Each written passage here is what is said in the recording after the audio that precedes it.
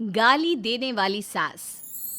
संगीता एक खानदानी और संगीत में घराने की बेटी थी।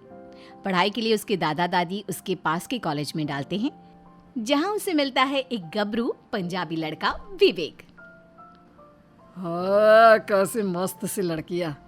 काश इससे मेरी शादी हो जाए। संगीता है वो, पता है कितने एलिट खानदान की लड़की है। नाम चलता है इनके दादा दादी का। इसकी माँ तो कहीं की राजकुमारी है ऐसा सुना है। नौकर चाकर की लाइन लगी रहती है इसके घर। अरे तो हम कहाँ से गए गुजरे परिवार के हैं? साढ़े भी ट्रक चलते हैं शहर विच। हाँ। फिर क्या, संगीता के पीछे विवेक हाथ धोकर लग जाता है। और फिर वही होता है जो हर कहानी में होता है, हीरोइन को हीरो से प्यार। लेकिन प्यार, अरे भाई यहाँ कहाँ जाकर जिंदगी रुकती है, जिंदगी तो अब शुरू होती है। गुस्ताखी माफ करना माँ, मैं विवेक से प्यार करती हूँ और उसी से शादी करना चाहती हूँ। कृपया इजाजत दें।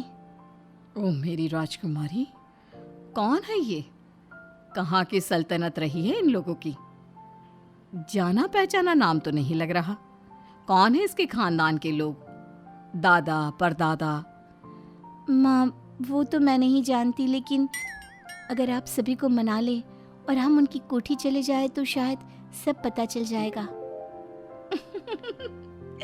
तो समझ में आया कैसे पर्दे में सारी बातें भी हो गई। शांत लहजा, इज्जतदार और बड़े खानदानी लोग। लेकिन फिर संगीता की दादी, अरे संगीता को लड़का पसंद है तो हम चलेंगे उन लोगों के यहाँ बात करने। संगीता ये सुनकर जोर से खुशी के मारे चिल्ला पड़ती है। अरे वाह, मजा आ गया। पहली बार संगीता के घर में किसी के चिल्लाने की आवाज आई थी। दादी और माँ एक साथ संगीता की ओर देखते हैं। संगीता, ये क्या? आपको ये किसने और कहाँ सिखाया? बेटा, आप नहीं जानती कि घर में जोर जोर से कौन चिल्लाते हैं? वो कैसे लोग होते हैं जो तेज आवाज में बात करते हैं? संगीता को बचपन की सारी बात याद आ जाती है कि शांत रहना कितना जरूरी है। जी हमें माफ करें, गलती हो गई। बेटा, भाषा इंसान की असली पहचान होती है। जिसकी भाषा पर लगाम नहीं वो इंसान नहीं। पर कोई बात नहीं, आगे से ना करना। और विवेक को बोल दीजिए हम कल आएंगे। संगीता की माँ, सारी तैयारी कर लेना। और फिर अगले दिन ढेर सारे लोगों को लेकर संगीता का परिवार विवेक के घर जाता है। विवेक की माँ, जो कि पक्की पंजाबन होती है, आ तेरी माँ की आँख, इतने बड़े बड़े थाल में इतना सारा मेवा, फल और मिठाई। अरे वाह विवेक, क्या हाथ मारा है। अरे माँ, कायदे से रह ले, बड़े घर की लड़की है। मेरे प्यार के कारण शादी करने को राजी है। माँ प्लीज मेरी शादी ना तोड़वा देना ऐसी भाषा बोलकर। माँ को विवेक पर गुस्सा आ जाता है।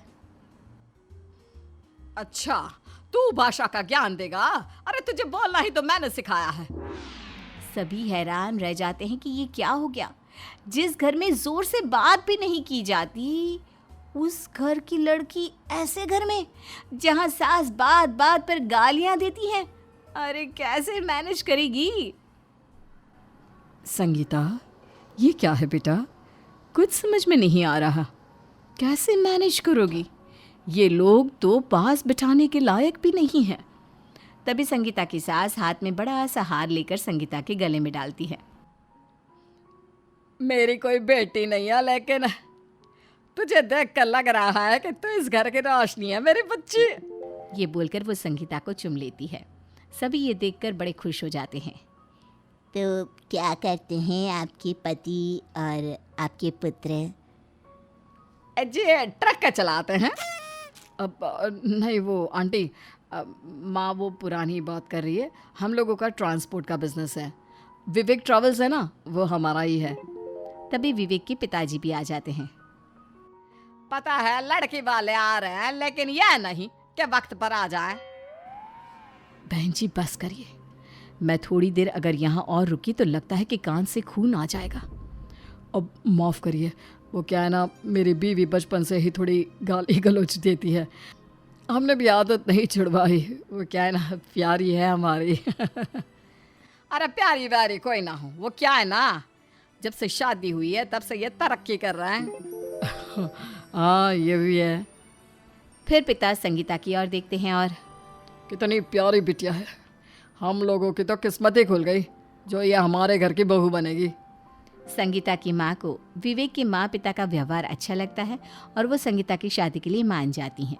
फिर दोनों की शादी हो जाती है, लेकिन शादी के बाद अरे चाय ले लो, सोते ही रहोगे क्या तुम लोग, खोलो कमरा।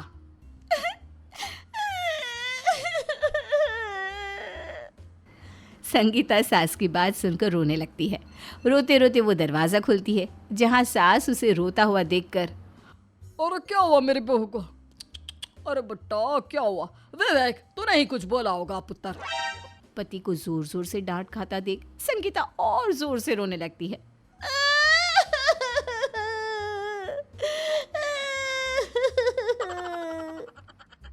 हाय रे क्या हो गया, कल तक तो ठीक थी, क्या हो गया बहू, किसी ने कुछ कहा क्या। माँ तूने ही तो कहा है। माँ को कौन तू कहता है, आप बोलिए ना। अरे देख देख तेरी बीवी कितनी संस्कारी है, अरे कि तू न जाने किस खानदान का है। संगीता पति को क्या सिखाती जब सास ऐसी भाषा में बात कर रही हो। सास तो चली जाती है, लेकिन संगीता विवेक को देखने लगती है। अब वो क्या है ना कि माँ बचपन से ही। आप माँ जी को क्यों नहीं समझाती कि ऐसी भाषा का प्रयोग ना किया करे। देखो जो तू समझा सकती हो तो समझा ले, मेरे तो बस की नहीं है और मुझे ना अब आदत सी हो गई है। तभी बहू के फोन पर मायके से फोन आता है। बेटी संगीता कैसी हो। माँ प्रणाम, मैं ठीक हूँ, आप लोग कुशल मंगल।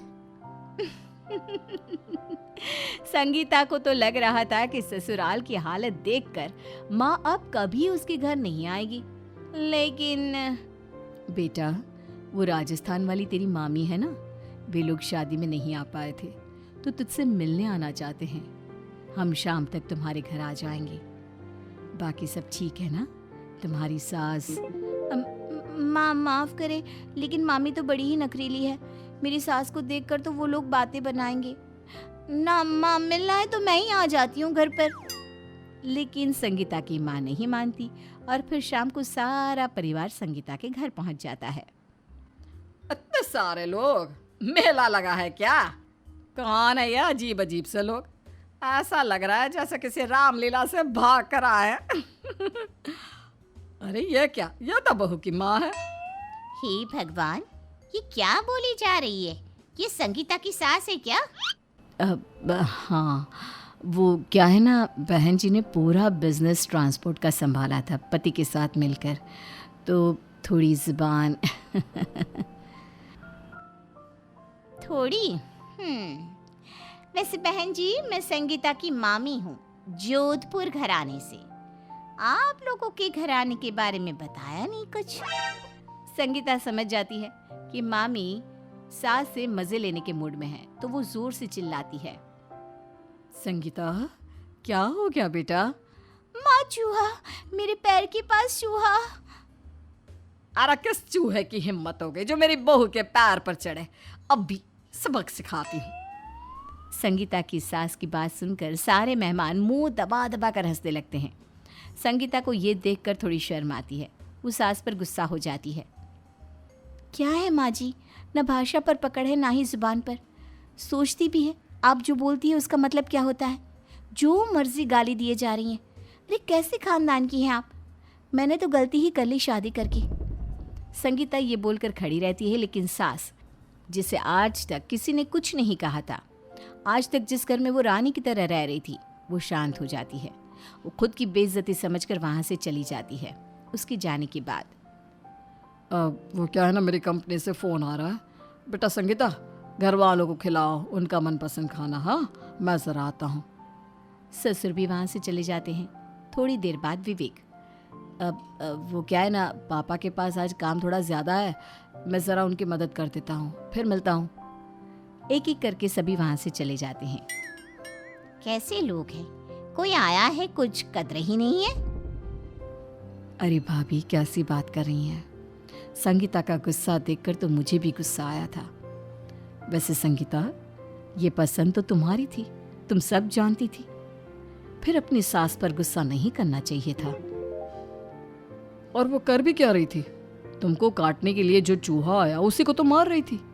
जो भाषा उनकी है वो तो रहेगी, लेकिन जो प्यार और स्नेह उनका तुम्हारे लिए दिखा, वो किसी भी सास का बहू के लिए कम ही देखा जाता है।